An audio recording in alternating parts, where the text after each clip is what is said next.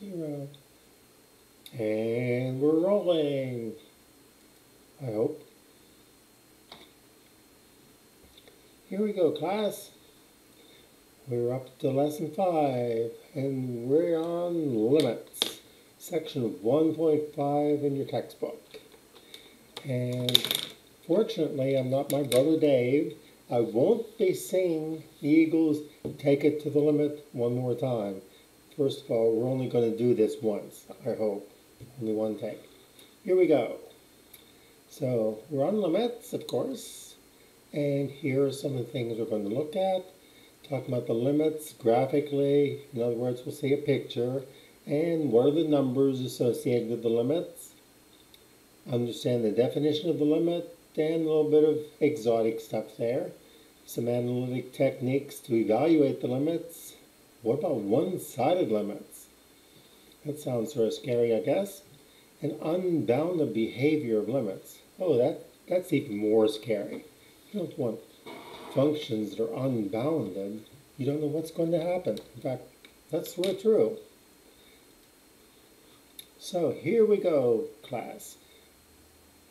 Tighten your seatbelts. This is it. All right. So we're talking about limits, and we're going to look at a spring. And I have adjusted these slides in case you are looking at your own. This looks a little bit different. Yes, I changed it. Shoot me. No, don't do that. So here's a spring, and we just hung it up. No weights on it. Notice it says weight equals 0. And notice also that since there's no weight on it, it hasn't been stretched out. So we're going to look at two things. How much weight is on it and how much it stretches that spring. So we'll look at the bottom part here where we're going to hang the weights. How far down does that go because we hung a weight on there? Next. All right, here we go. We've hung a weight on there.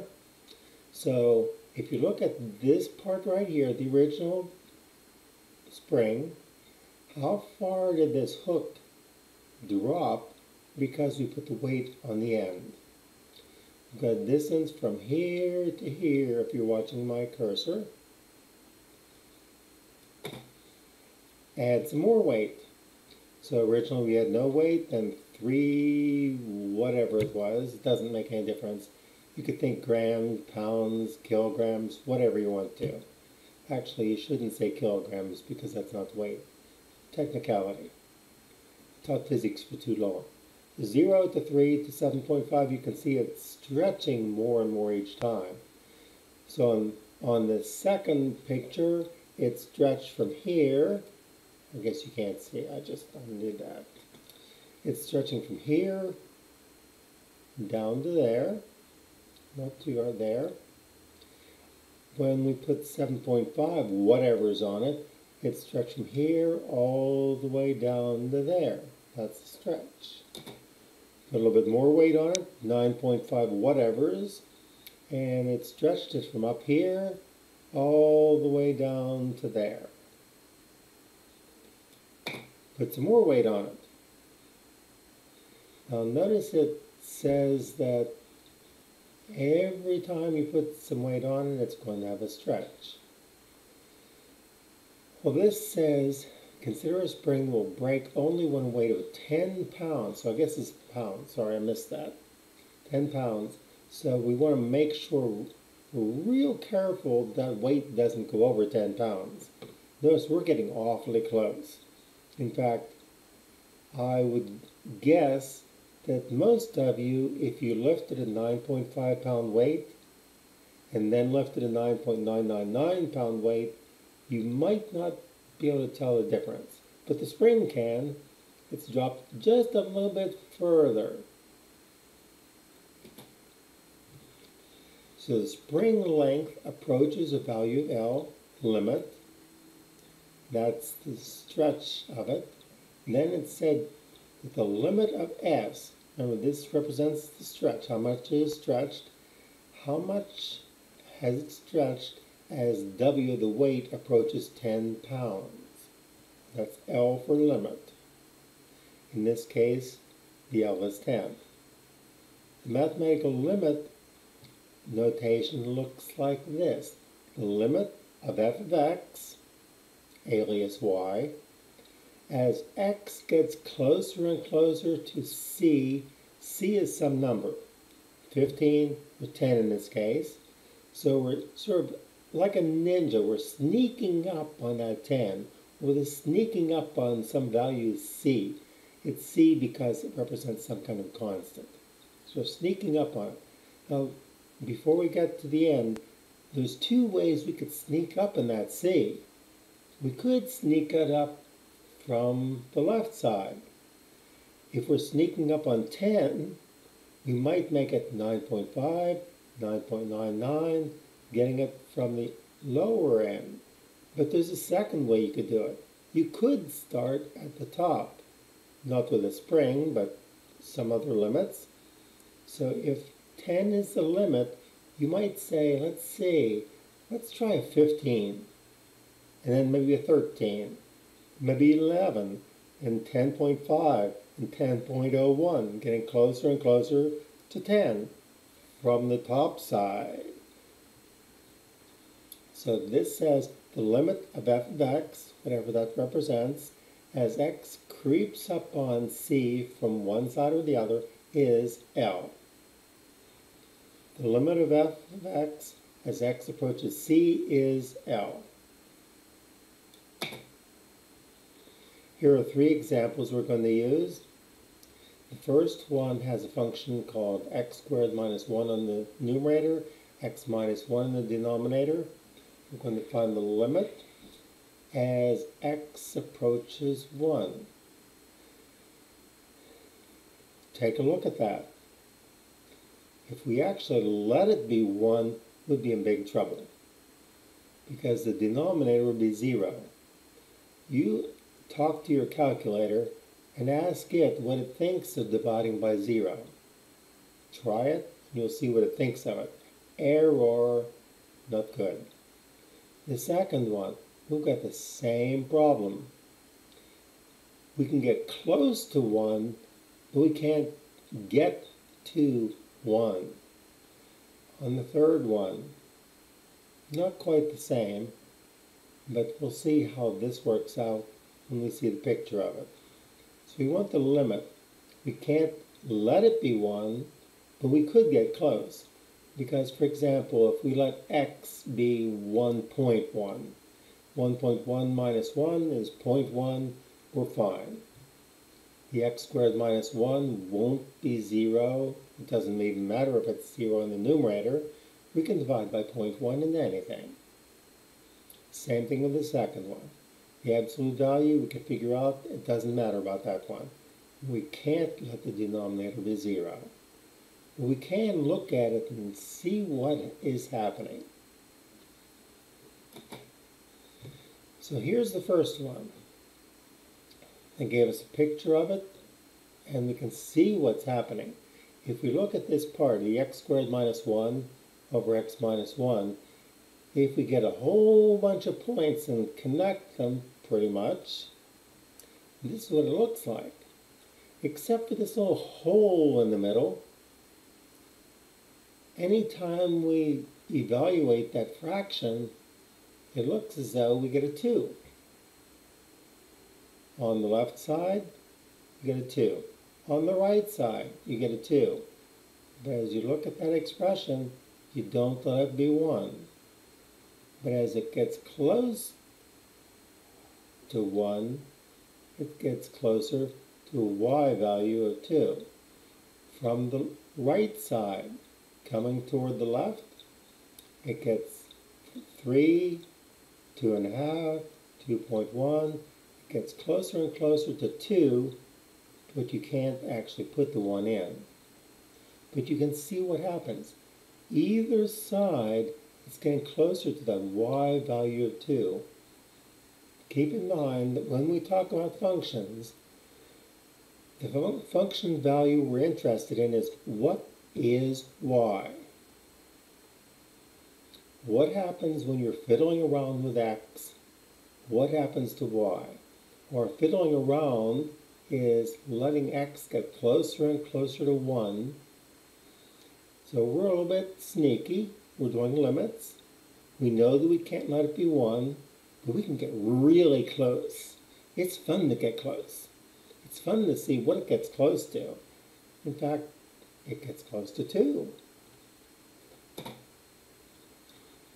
The missing dot is represented by an open dot. When we use number lines, that's what we do. If we have a point that's included, we make a solid dot there, but since x minus 1 can't be 0 or x can't be 1, we have to leave it out. We don't dare let that be 1.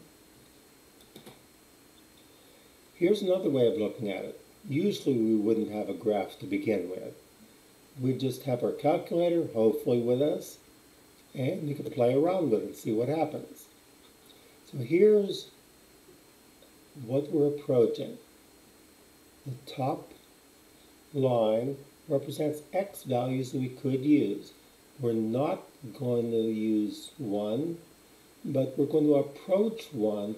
Over here, we're approaching it from the left. Over here, we're sneaking up on it from the right. So what you do is you take these values of x, put them into your function, see what you get. If you put a 0.9 in this function, you get 1.9.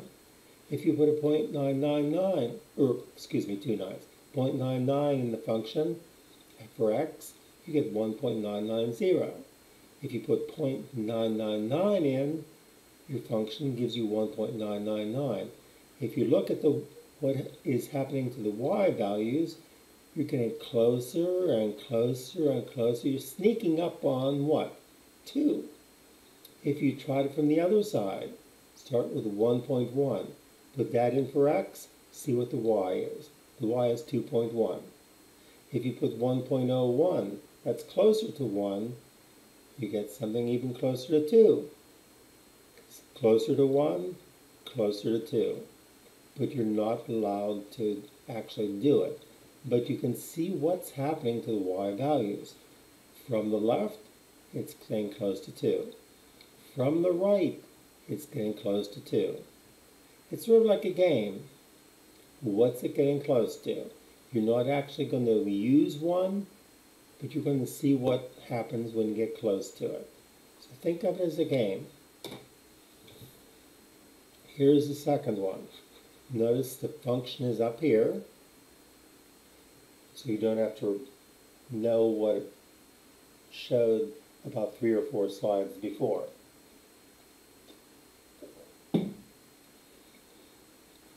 Now this one's a weird one, because the top is the absolute value.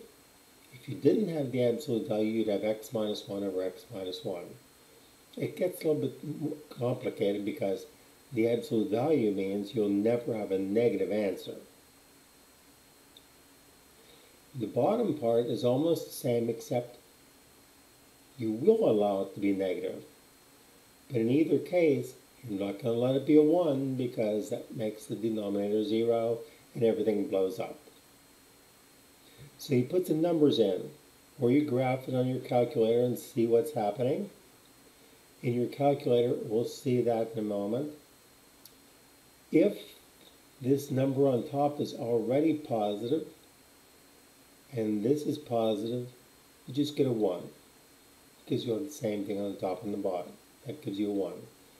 On the other side, though, back here, when you have a number smaller than 1, this number on the bottom becomes a negative something, and on the top, you have the same number, but it's negative. And a negative something over a positive something over a negative something. The numbers are the same in magnitude, so they divide, give you 1, but the different signs mean you get a negative 1. So that's what we're looking at here. You might try it on your calculator just for the fun of it.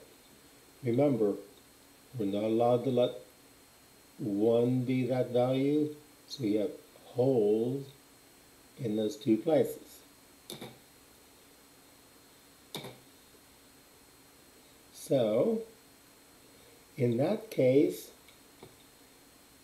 because two sides come to different conclusions, on the right side it looks like it's close to 1, on the left side it looks like it's close to -1. It's like having two people work on the same project, they come to different conclusions, so you come to the boss and say, we can't come to an answer. In this case, it means the limit doesn't exist because the right and the left don't agree. There's a little bit of quick calculator work. In fact, if you're real familiar with the calculator, you could actually set this up in a table function. Don't ask me offhand how to do that. I'm not real familiar with it, but I know it's easy to set up. You can just set up how the function works, and you can tell it what values to use for x, and it's going to calculate the y values. You can see what's going on. Notice on the left, we're approaching -1 from the left, because you're getting 0.9, 0.99, you're getting closer from the left. Over here, you're sneaking in from the right-hand side. Each of these values, it's closer and closer to 1, and the y value stays at 1. Over here, the y value stays at -1. They don't agree, so it doesn't have a limit. So imagine you're the boss, for example, and you have two workers for you. You take one part of the equation to one person, the second part to the other person. Say, okay, find out what the limit is on the left, find out what the limit is on the right. When they come in and don't have the same answer, you have to conclude there's no limit at all. Here's the third one. This one, notice up here on the left, I copied it over here. This one is what's called a piecewise function. Piecewise means this part on the right tells you which x's you're using. This right here says we're using any x that's not a 1. If it's not a 1, we're going to use the x. So if you use a 17, 17 is your answer. If you use a 3, 3 is your answer, and so on. This says if you're using a 1, your answer is 0. Now, I know this looks a little bit weird. What might help, let's see if I can get a pen here real quickly. Grab the pen. You might want to do something like this. I'm sort of into a vertical x and y table like this. What I would suggest is that since you're talking about all the real numbers, with any kind of graphing, you might put 0 right in the middle. Something else might be appropriate in certain cases. This might be the number that x is approaching, for example. See what happens when x is 0, if it exists. You might put the positive values on the top. You might put some negative values on the bottom. For each one of those that you pick out for x, go up here to the function, how it's defined, and see what answer you get for y. So if I put a 5 here, just for one example, I'm going to pick an x of 5. Positive value, so I put it up here. You don't have to, it's just the way I do it. So if I take the 5, I go up here, I have to look and see what's going on with the x's. Okay?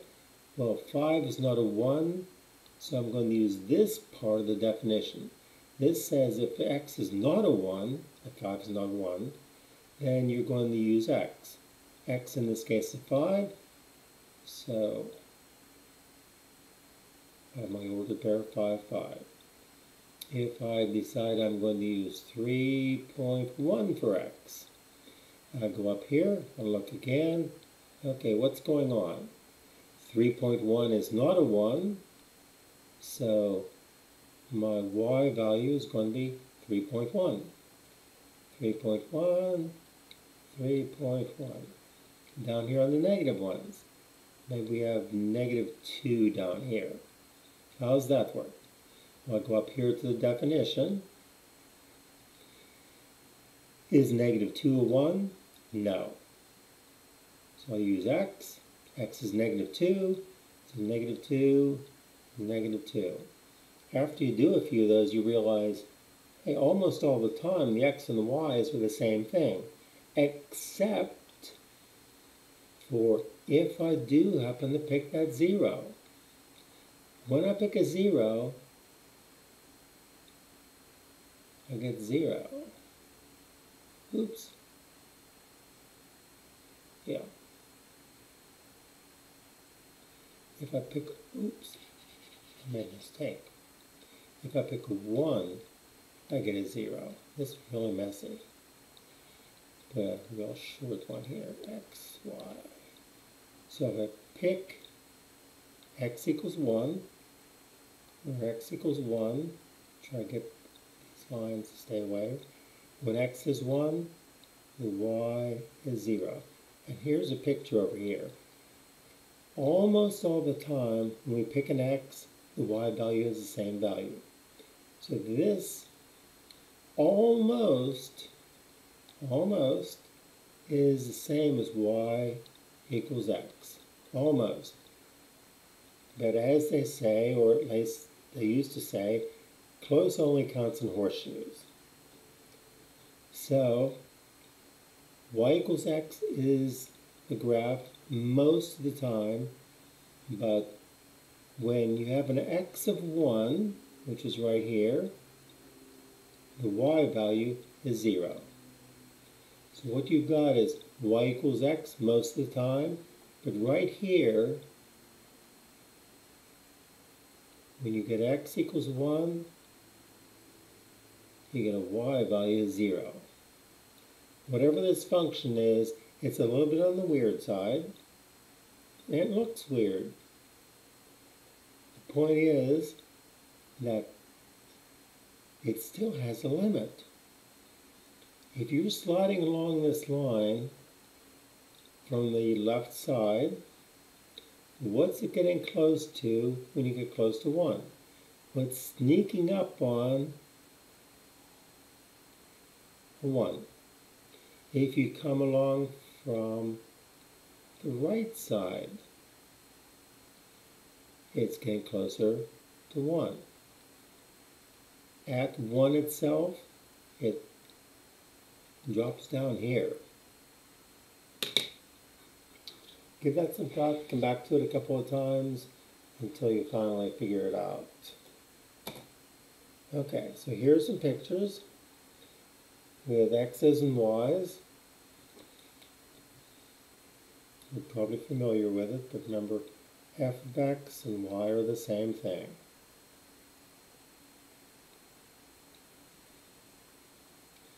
Put these x's in, it's easy to use this definition to figure out what the y value is.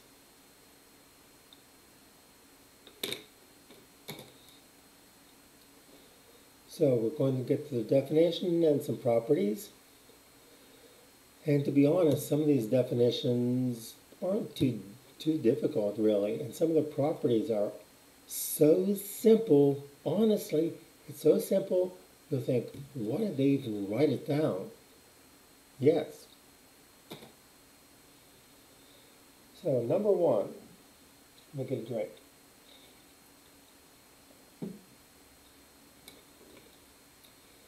So I'm going to sort of put this in my own words. You can put it in your own words later on. Where am I? There we go. Okay, so I'm talking about this first one. Saying that the limit of f of x approaches L as x approaches C means that f of x can be made arbitrarily close to the number L. In other words, here's the number L, that represents the limit. Maybe it's a 17, 52, whatever y is getting close to.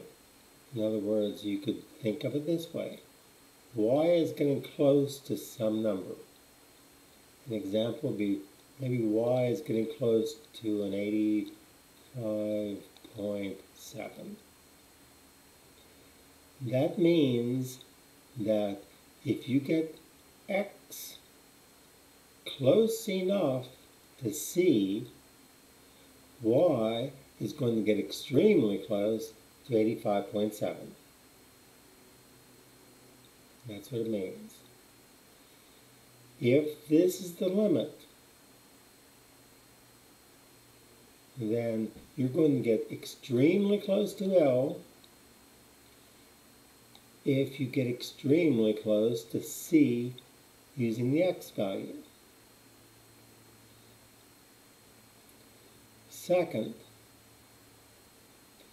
if x approaches the same number from both sides, then the limit as x approaches C exists. Now if you look at this picture down the bottom, this is an example of the third one that we mentioned before. If you're sliding along that line, suppose you're traveling along that line in your Lamborghini or whatever, and you have a special meter on your car that shows you what you're getting closer to. You're getting closer and closer to that 1 value as your car gets closer to the 1. From this side, if you're coming on this side of the interstate, that meter in front of you, as you get closer to this point, the meter gets closer and closer to 1 again. So from the left, it's getting close to 1. From the right, it's getting close to 1. If they match, then you've got a limit. The strange thing is, we don't even care whether this actually works as a 1. It can be something strange. We could have a point up here, anywhere at all. All we care about is, what are we getting close to from this side? What are we getting close to from that side? If the two numbers match, we've got a limit, capital L. Third, if the value of y when x equals c, we don't care, in other words. Where am I? There we go.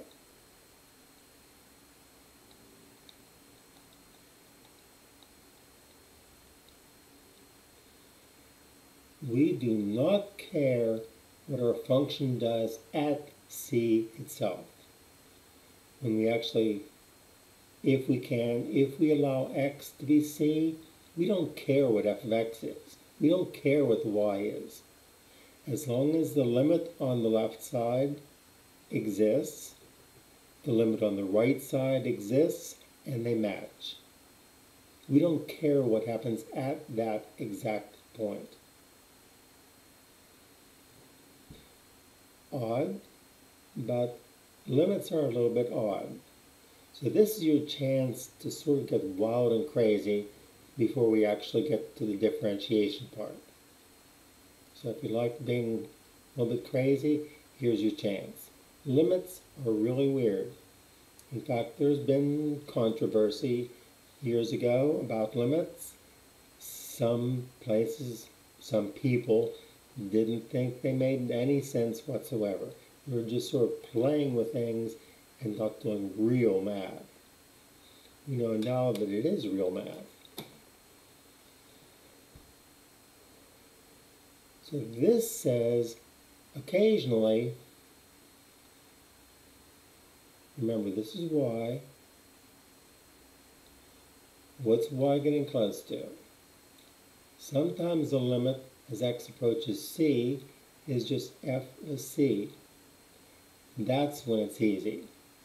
If I can just throw c in for x and put it into my expression, that's the simplest possible.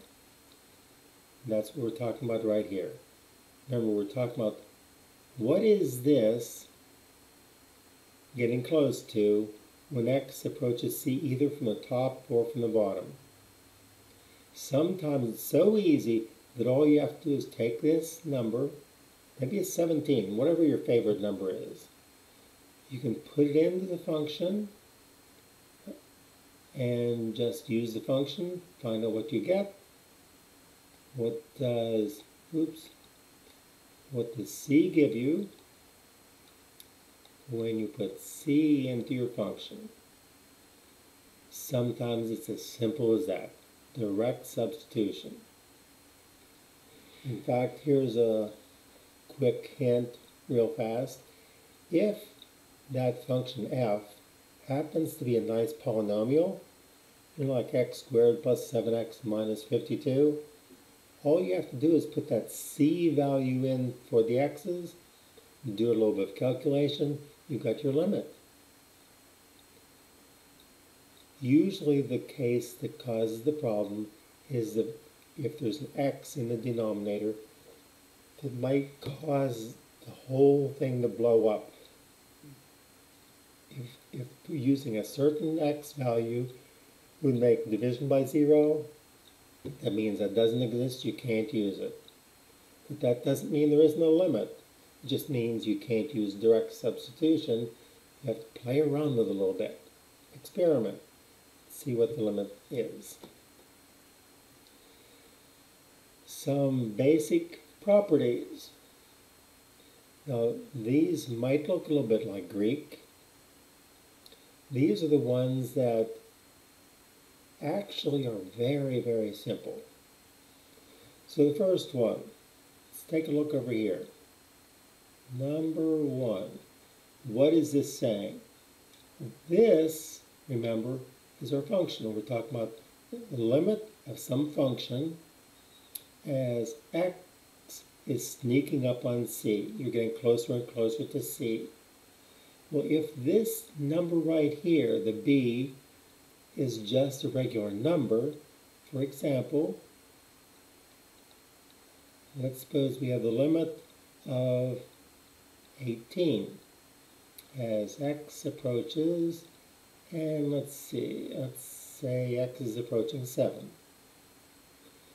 Now don't let this throw you. This is extremely simple. The limit of 18 as x approaches 7. Well, 18 is 18, really. X has nothing to do with what 18 is. 18 is 18. If this function right here is a constant function, it has no effect whatsoever on it. If you have the limit of pi as x approaches 92, what is it? Pi, because we don't care what x is. If it gets close to 92, it's still pi. If it gets close to 8,542, it's still pi. That's part number 1. Part number 2. Just about as simple. This says we've got a function that's described as x. So if we sneak something in here, our function is just x. Don't let that throw you. All we're talking about is y equals x. So here's an example. Now notice it says the limit of x as x approaches c is c. What are we talking about? The limit of x as x approaches, and I'm going to pick one of my favorite numbers, 42. What do I get? Okay, there's nothing fancy going on here. When I let x get close to 42, what is x going to be? closer and closer to 42. If this is just x, then whatever we're getting close to is what we're getting close to. Not difficult at all. That's number 2. So if this is a constant, you don't change anything. If this is just x, it's very limited. If that's just x as your function evaluator. If you're getting close to c, you're getting close to c. Third, if you have the limit of x to the n, so this is just a little bit different from the one before it. The only difference is you've got an exponent. We'll call it n. So how about an example?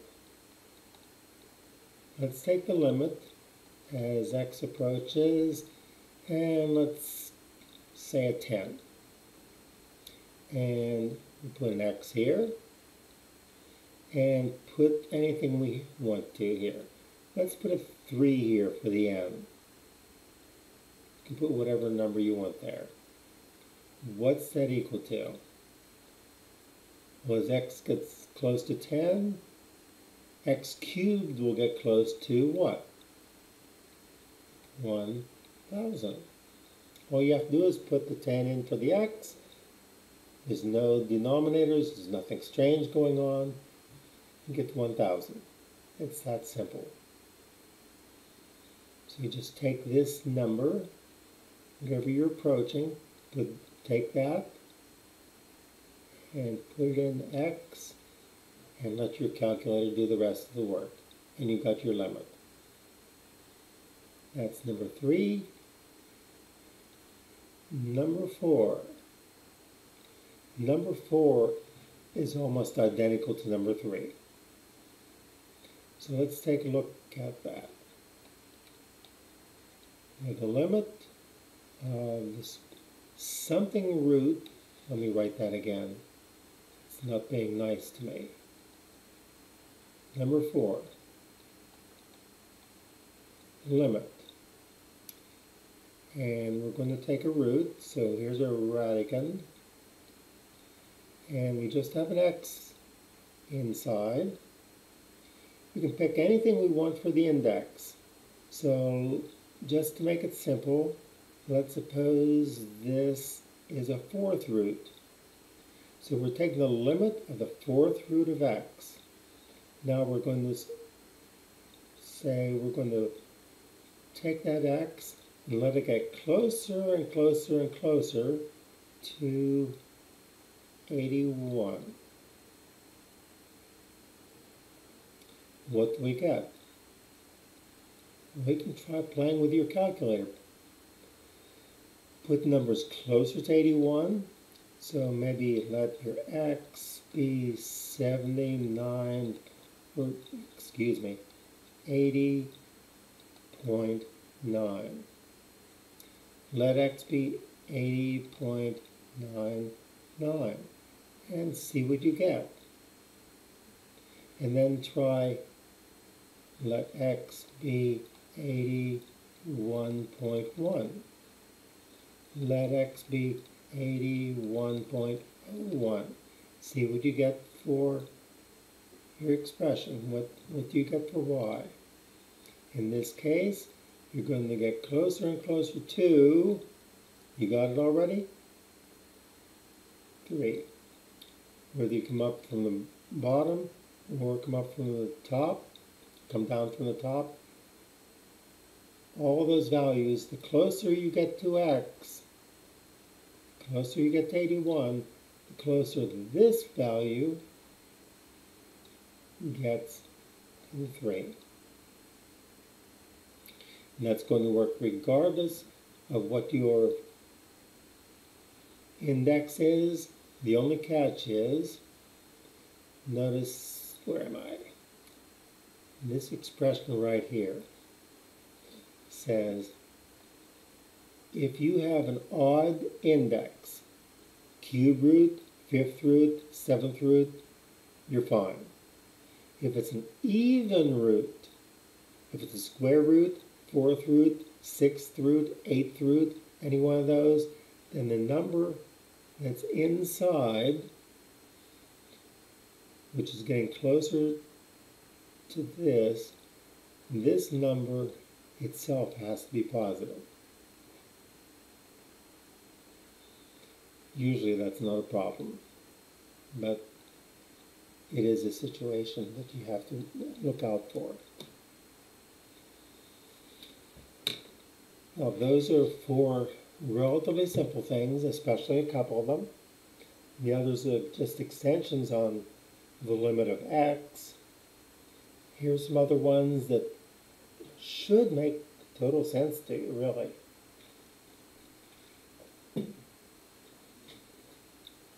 So let's take them quickly one by one.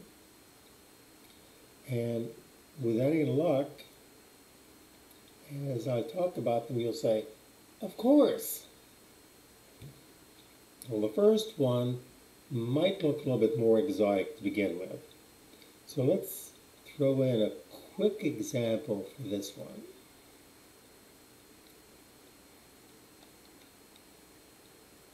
Limit as x approaches c, or a generic constant. I hate it when that happens. See if I can do it slower, and I guess not. It's going to be nasty.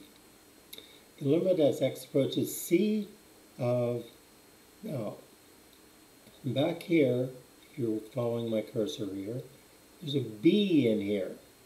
B means it's some kind of constant. So up here, we have the limit as x approaches c of, let's say, 17 f of x. What's that equal to? Well, one way of thinking of it is, if there's a constant in front of the function, you can slide that constant out in front and write this as 17 times the limit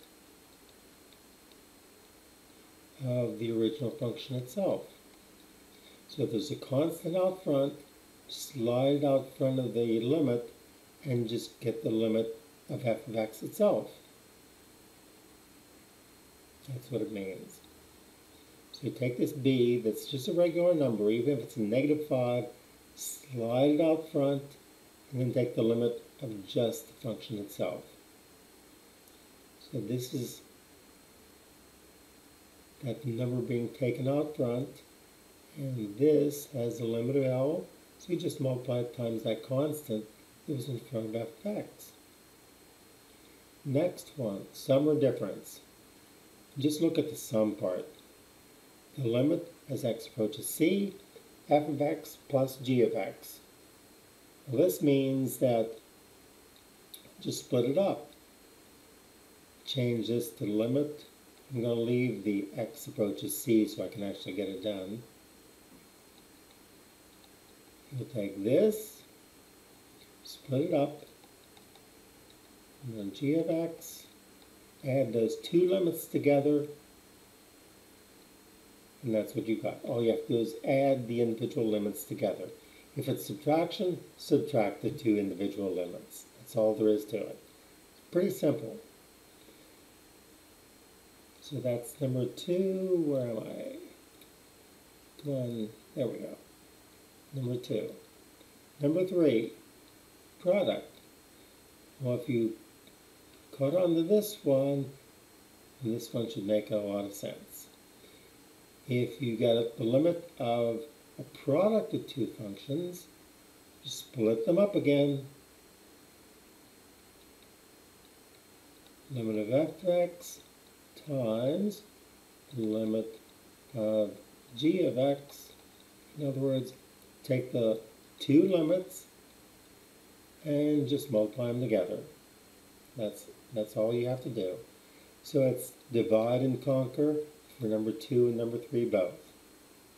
Number 4, almost exactly the same. The only difference here is that you're dividing instead of multiplying. If the limit of f of x is L, it goes on the top. The limit of g of x is k, it goes on the bottom. Real simple.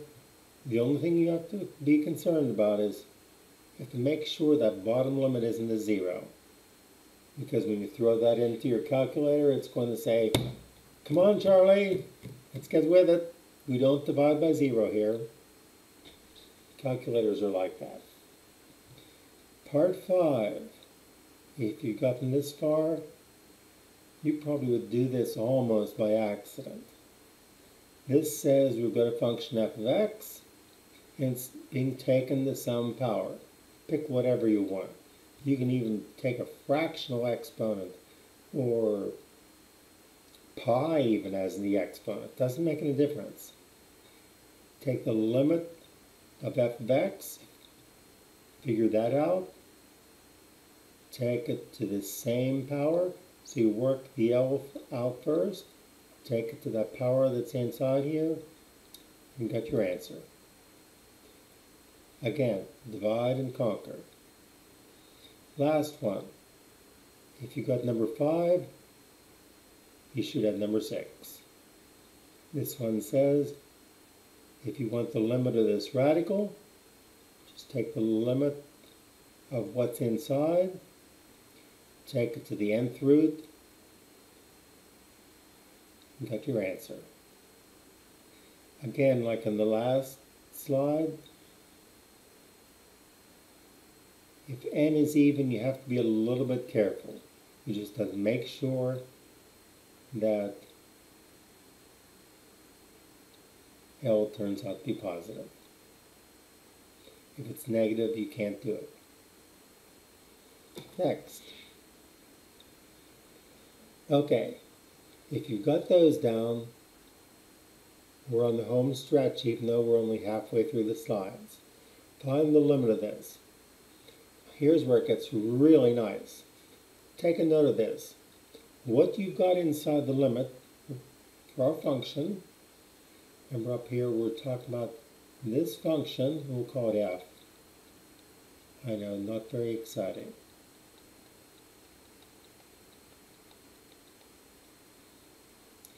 This, notice, is just a polynomial. Now take this down. If your function is just a polynomial, you can take the number that's getting close to and just put that 2 in where the x's are, and you get it. So if you're working on your calculator, store the 2 in your calculator as x, type in the x squared plus 2x minus 3, hit enter, you've got your answer. Quick. If you've got a polynomial, just put that number in for x. That's all there is to it.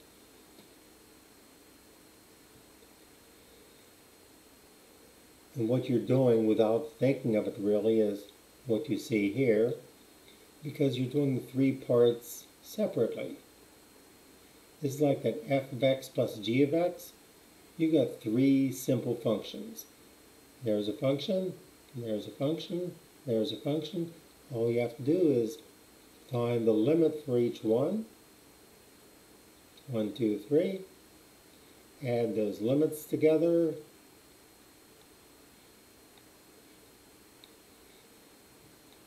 Limit 1 plus limit 2 minus limit 3, and you get your final answer. Nice and simple. There's your individual limits. Either do it in your head or make your calculator do it for you. In your head's even better though, it's more satisfying. So here's what I said before. If the function is a polynomial and c is a real number, just put c in the x's in your polynomial and you'll get your limit. Next, some techniques. In other words, tricks. So So the various tricks you can use or techniques. Techniques make them sound more exotic. So if you've got a roommate or a friend, you might refer to it as a technique. It sounds like you're doing something much more complicated. So what this says is that you've got two functions. You've got f of x, g of x. They might not look exactly the same, but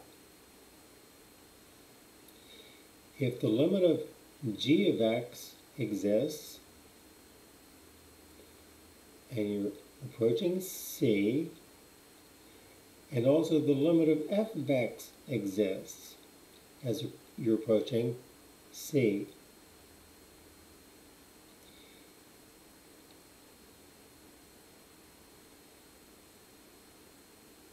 If f of x equals g of x, then their limits are going to be the same.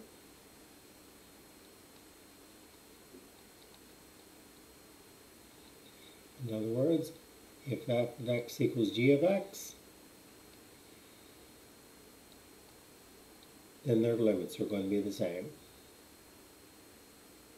And if it's a polynomial, just put that value c in for the x's and do the calculations. And you might notice this probably isn't something we need to know a whole lot, but P is C, that just means you put the C in where the x's are in the polynomial. It's equal to 0 only if x minus c is a factor.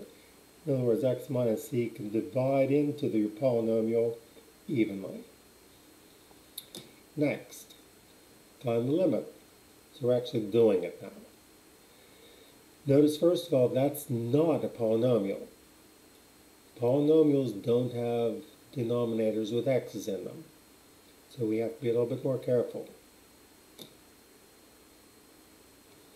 We can't just throw the 1 in because it's a denominator 0. Not good. However, what we can do is we can factor the numerator. This numerator can be factored into two different factors, the x minus 1 and the x squared plus x plus 1. Once you factor the numerator, and this can be very handy, then you'll be able to divide x minus 1 into the numerator. You get 1. X minus 1 into that, you get 1. All that's left is the x squared plus x plus 1. Since that's a polynomial, then you can find the limit by just putting the 1 in where the x's are.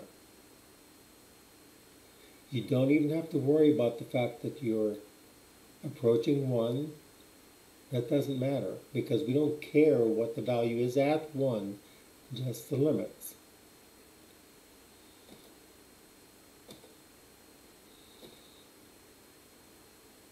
And there's our limit. Just putting those 1's in where the x's were after we factored and reduced. Here's a picture of what we're talking about. The first graph, where am I? This is the graph of the function we were talking about. Notice the x minus 1 in the denominator and this more exotic numerator. After we factor, find the limit, we end up with the limit that's the same as the limit for this one. Almost everywhere, f of x and g of x are the same. The only place they're different is at x equals 1. We don't care, because all we're looking for is the limit as x approaches 1. Next, in other words, note, if two graphs are identical except for 1 point, the limits will be the same. This technique or trick is called the dividing out technique or factoring, whatever you want to call it. Here's another one. Notice x is approaching 0. We can't just throw the 0 in. we'd have trouble. So what can we do? Okay. Can't substitute. It doesn't work. We can rewrite the fraction. Now this is a little bit exotic. You might want to analyze this later. By analyze, I mean take a look at the revised numerator up here. This part right here, if I'm real careful, and this part are very similar. Notice there's a minus in this one, but a plus in that one. So when we multiply these two together,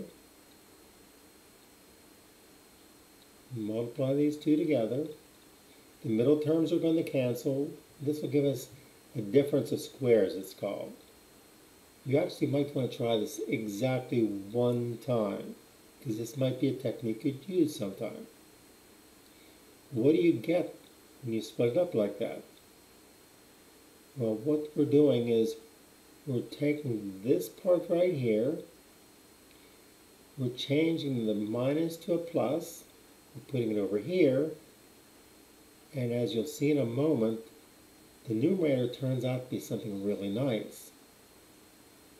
Before I go to the next slide, notice up here we've got a small problem. The problem is this. As x approaches 0, we can't use 0. Next slide. There we go. After we multiply, sneak back here for a second. See the two we're multiplying? The denominator turns into something that maybe doesn't look that great, but look what happens. I clean up the numerator because the plus 1 and minus 1 cancel each other out. I just end up with an x up there which cancels out the x in the denominator. So what I've got now is I'm finding the limit of this as x approaches the same value that we were talking about earlier. Now in this one, it was a 0, as a matter of fact.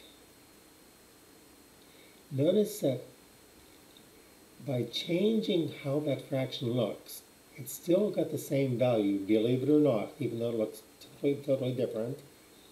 By making that adjustment, making the fraction look different, I can actually put a 0 in where the x is. 0 in here, that's no trouble. I can take the square root of 1, that's a 1. Add 1, that's a 2. 0 in, there we go. There's our limit. Just by a little bit of trickery or technique, it does have a limit. Remember, it didn't have to exist, but we can still find the limit. Remember, the old method is play with the calculator, see what it's getting close to.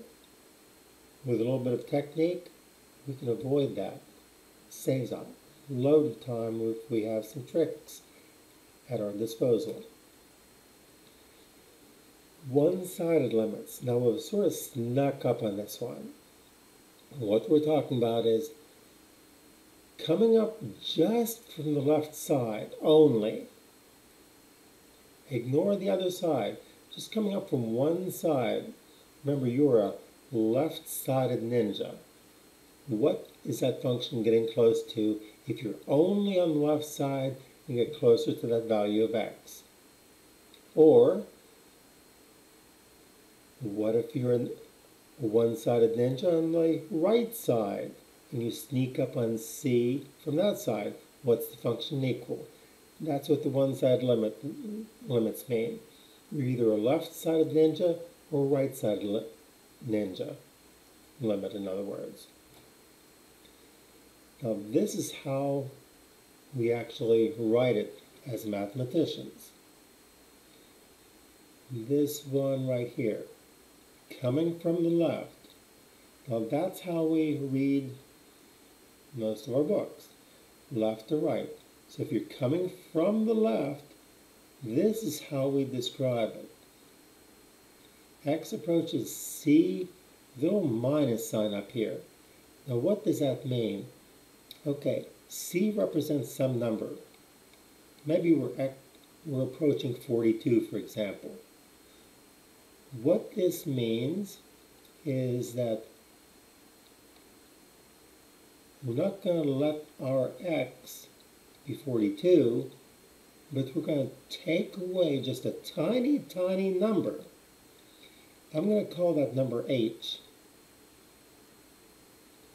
Let me try this again.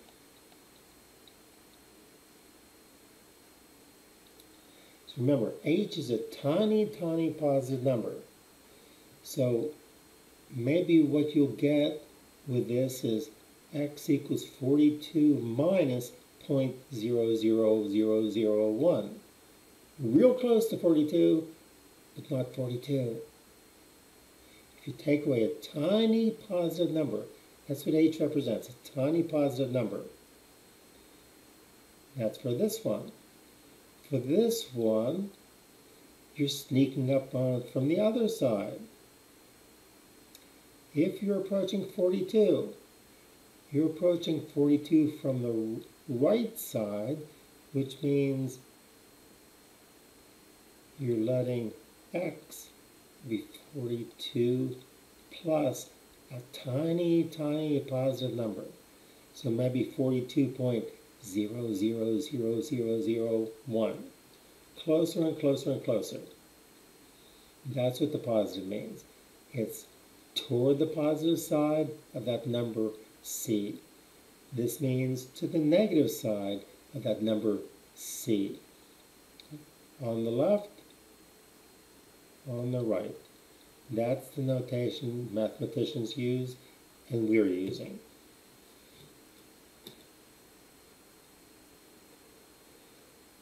Now here's an example to play with. It says find the limit as x approaches 0 from the left, and then the limit as it approaches from the right. Here's what you get. So throw it in your calculator and play with it a little bit.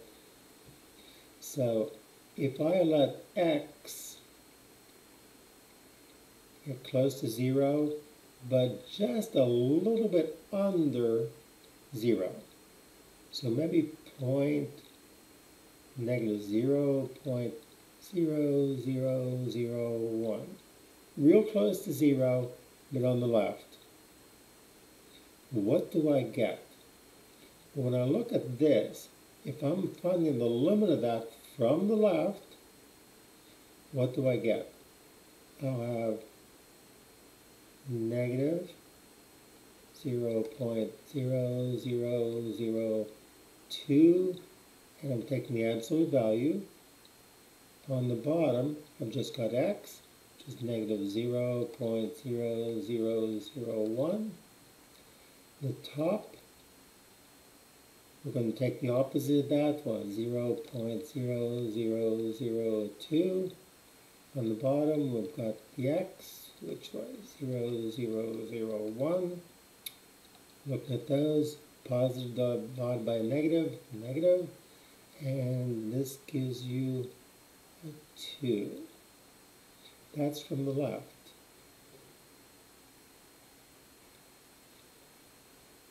-2. We were talking about this part of it getting closer and closer to 0 x's. What is the y value? Well, the y value is 2 all the way up to the number we're approaching. On the other side, the number on the top and the number on the bottom will both be positive. Absolute value doesn't change anything.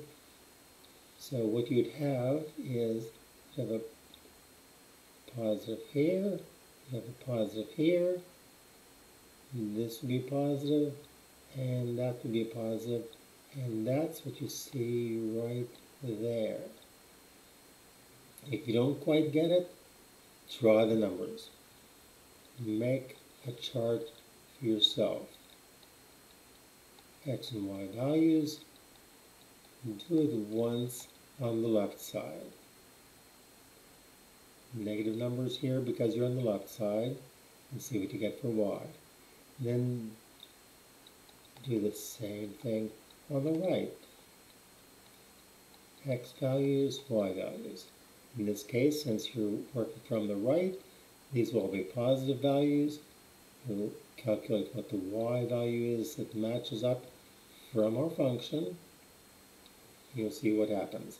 And this graph over here is what you'll get when you take those points and put them together on some graph paper. Remember, I think I mentioned this in one of the classes at least. If you go to mathbits.com, it skipped a little here. If you go to that website, go about halfway down or so, on the right side, you'll see something that has to do with graph paper. You can just click on PDFs. You can pick which kind of graph paper you want to use, print it out, almost totally free. You don't have to go to the bookstore. You don't have to go to an office supply store. Almost free. Next. So from the left, f of x equals 2, because from the left, and from the right, you get a positive 2. Notice that those aren't the same. We've got two one-sided limits. They both exist, but they don't match. So this, I think it's the last property, don't hold me to that. Existence of a limit, and we'll sort of emphasize that. The left and the right have to match for you to have a limit. Left side limit, right side limit. If they exist and they're the same, you've got a limit in capital letters.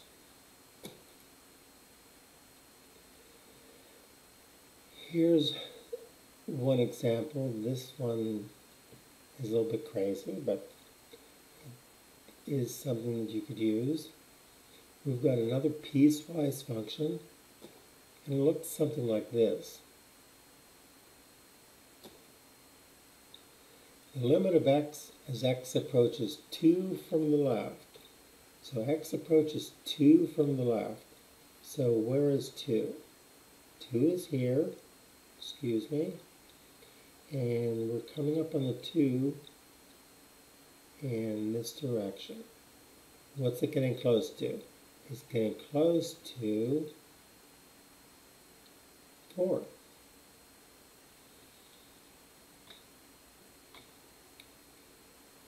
From the right, what happens? Well, from the right, we are coming in from the 3 toward the 2, so we're sneaking up on this part of the graph. What's it getting close to? It's getting close to this, which is the 6. The limit exists on the left, the limit exists on the right, but they're not the same. So you've got a left side limit, you've got a right side limit, two one side limits, but they don't match. 4 and 6 are not the same.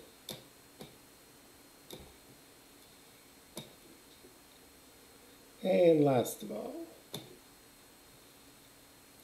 what about when things don't get close to one particular number?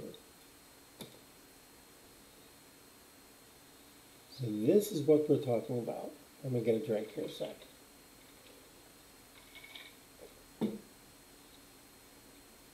So we've got a fraction here, 3 over x minus 2. and x can be various things. It can't be a 2. That's off limits. But we can let it be 1.999, or we can let it be 2.0001. What's happening? Well, play with it again. Maybe make your own table.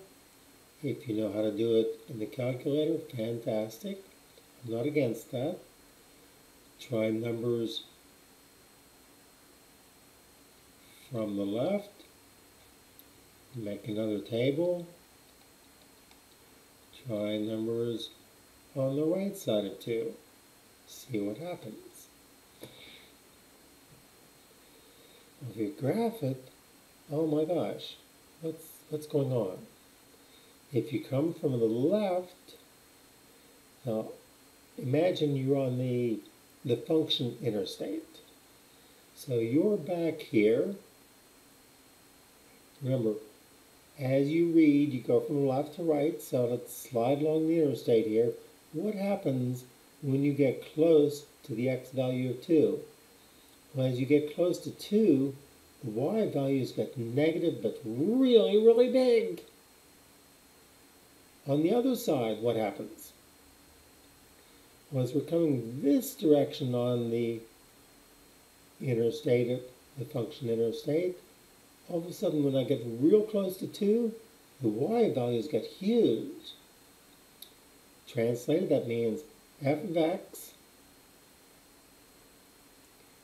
is going to get approach negative infinity if you approach x from the negative side or from the left side. On the right side, as you approach 2, f of x approaches positive infinity. A little bit of playing around, and you can find out what that is. This is how we write it symbolically. Notice that the 2 don't match, so you don't have a limit.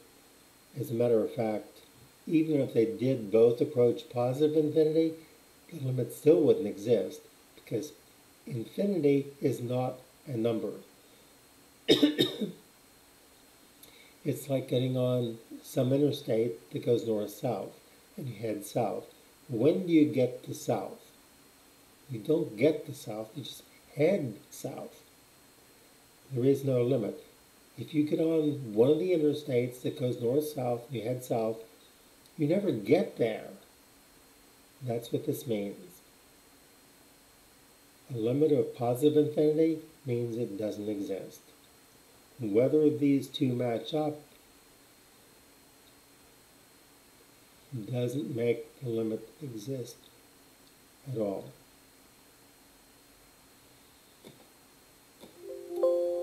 And that is it. So let's see. Let's get rid of those. And that's it for this time. I hope you followed what I'm going through, and I hope you go back and review a little bit of it and have some success with the actual exercises. If you have any questions, just check with me and I'll try to lead you in the right direction. Until next time, take care and keep smiling. Bye-bye.